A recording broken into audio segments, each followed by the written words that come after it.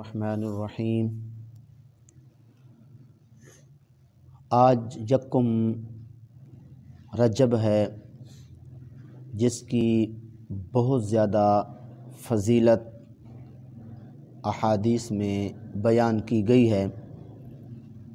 ان احادیث میں سے ایک حدیث پاک ماہ رجب المرجب کے روزوں کی فضیلت کے سلسلے میں عرض کرتا ہوں۔ دعا فرمائیں اللہ مجھے حق کہنے کی توفیق عطا فرمائے۔ ما ثبت من السنہ جو ایک کتاب ہے، اس میں یہ حدیث پاک درج ہے کہ آقا کریم صلی اللہ علیہ وسلم نے ارشاد فرمایا، رجب شہر عظیم یضاعف اللہ فیہ الحسنات، کہ رجب کا مہینہ عظیم مہینہ ہے۔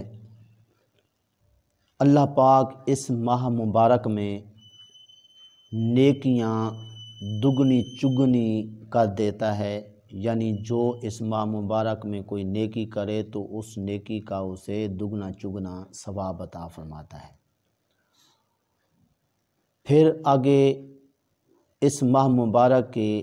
روزوں کی فضیلت بیان کرتے ہوئے ارشاد فرمایا کہ فمن صام یوما من رجب فکأنما صام سنہ، کہ جس نے اس ماہ رجب کا ایک روزہ رکھ لیا وہ ایسے ہے جیسے اس نے ایک سال کے روزے رکھے، یعنی ایک روزے رکھنے کا ثواب اسے ایک سال روزے رکھنے کے برابر عطا فرمائے گا۔ اور فرمایا کہ من صام فیہ سبعۃ ایام غلقت علیہ سبعۃ ابواب الجہنم، کہ جو اس ماہ رجب میں 7 روزے رکھ لے گا تو اس کے لیے جہنم کے 7 دروازے بند کر دیے جائیں گے۔ چونکہ جہنم کے ہیں ہی 7 دروازے، تو 7 روزے ماہ رجب المرجب کے رکھنے سے جہنم کے 7 دروازے اس روزے رکھنے والے کے لیے بند کر دیے جاتے ہیں۔ آگے ارشاد فرمایا کہ وَمَنْ صَامَ مِنْهُ ثَمَانِيَةَ أَيَّامٍ فُتِحَتْ لَهُ ثَمَانِيَةُ أَبْوَابِ الْجَنَّةِ، کہ جو شخص اس ماہ رجب کے 8 روزے رکھے گا اس کے لیے جنت کے 8 دروازوں کو کھول دیا جائے گا۔ اور فرمایا کہ وَمَنْ صَامَ مِنْهُ عَشْرَةَ أَيَّامٍ لَمْ يَسْأَلِ اللَّهَ شَيْئًا إِلَّا تعطیٰ،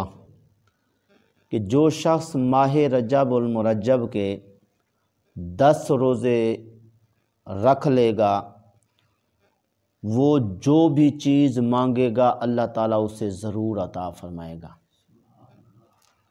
اور فرمایا کہ وَمَنْ صَامَ مِنْهُ 15 يَوْمًا نَادَى مُنَادٍ مِّنَ السَّمَاءِ قد غفر لك ما مضى،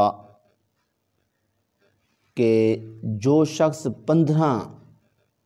دن کے ماہ رجب المرجب کے روزے رکھ لے، آسمان سے ایک آواز دینے والا آواز دیتا ہے کہ تیرے گزشتہ سارے گناہ بخش دیے گئے ہیں، اب تو نئے سرے سے اپنے اعمال شروع کر۔ اور فرمایا کہ جو شخص اس سے زیادہ نیکیاں کرتا ہے، یعنی زیادہ روزے رکھتا ہے، تو اسی طرح اسے زیادہ ہی ثواب عطا ہوتا ہے۔ تو غور فرمائیے اس ماہ مبارک کے روزے رکھنے کی کتنی بڑی فضیلت اور کتنی بڑی اہمیت ہے۔ اس لیے ہمیں روزے رکھنے میں سستی نہیں کرنی چاہیے کہ اس ماہ مبارک کے جو دن ہیں نہ زیادہ لمبے ہیں، نہ زیادہ ان دنوں کے اندر گرمی ہے کہ پیاس زیادہ لگے گی، اور نہ ہی اتنے لمبے ہیں کہ اگر روزے رکھے تو بھوک اس کو زیادہ لگے گی۔ عام طور پہ بھی بندہ اپنے کام کاج کو لگا رہتا ہے، شام تک محسوس بھی نہیں ہوتا کہ اسے کچھ کھانا بھی ہے اور اسے کچھ پینا بھی ہے یا اس کو پیاس محسوس ہو رہی ہے،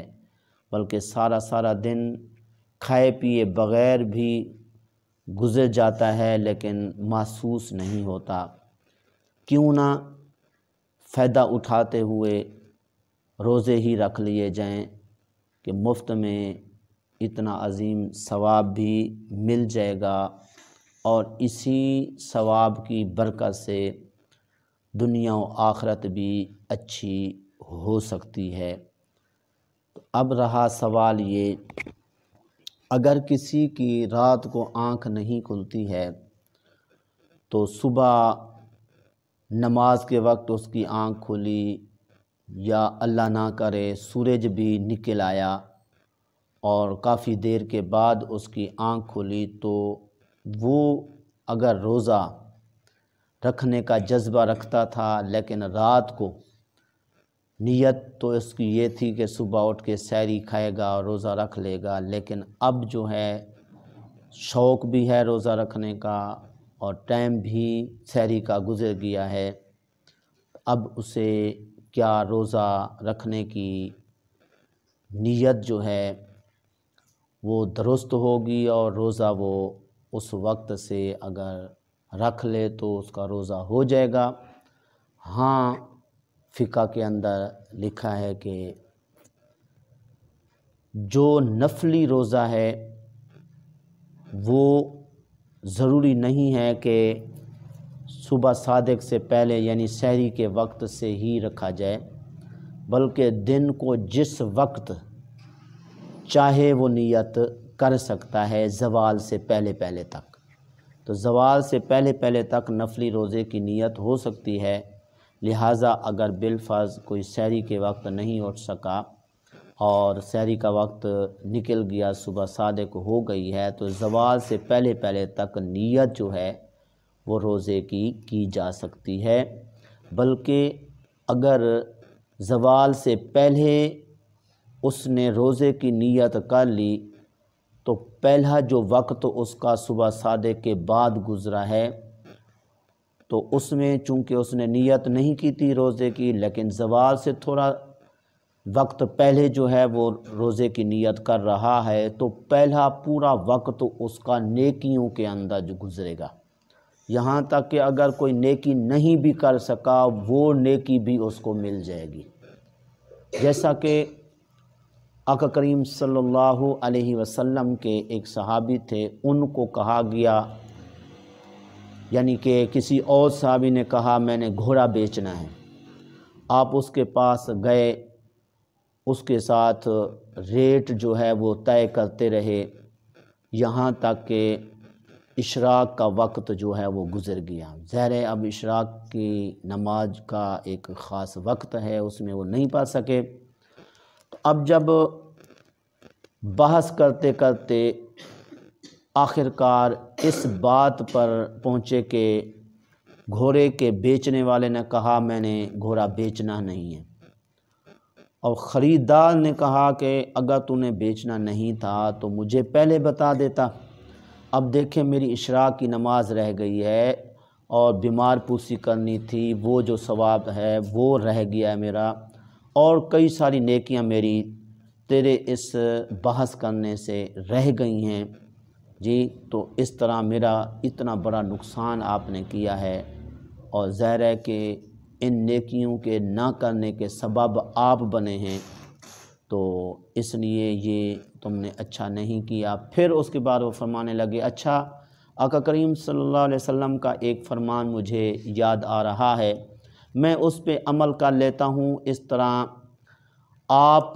بھی گناہ گار نہیں ہوں گے، اور میں جو ابھی نیکیاں چھوڑ چکا ہوں بحث کرنے کی وجہ سے، تو اس طرح وہ نیکیاں مجھے بھی مل جائیں گی اور آپ بھی جو ہے نا وہ گنہگار نہیں رہیں گے۔ وہ کیا فرمان ہے؟ حضور علیہ السلام نے فرمایا جب سے کوئی دن کو روزے کی نیت کر لیتا ہے تو پہلا جو وقت گزر گیا ہوتا ہے سحری کے بعد صبح صادق سے لے کر اس کے روزے کی نیت کرنے تک، اس میں جو جو نیکیاں اس کی رہ گئی ہوتی ہیں وہ بھی اس کو مل جاتی ہیں، یعنی سارا وقت اس کا نیکیوں کے اندر گزرتا ہے۔ سبحان اللہ۔ تو اس لیے اس سے یہ معلوم ہوا کہ زوال سے پہلے جو ہے وہ نیت نفلی روزے کی ہو سکتی ہے، اور اس طرح جو پہلا وقت اس کا گزرا اور اس کے اندر کوئی نیکی غفلت کی وجہ سے یا کسی وجہ سے نہیں کر پایا، وہ نیکی بھی اس کو مل جائے گی۔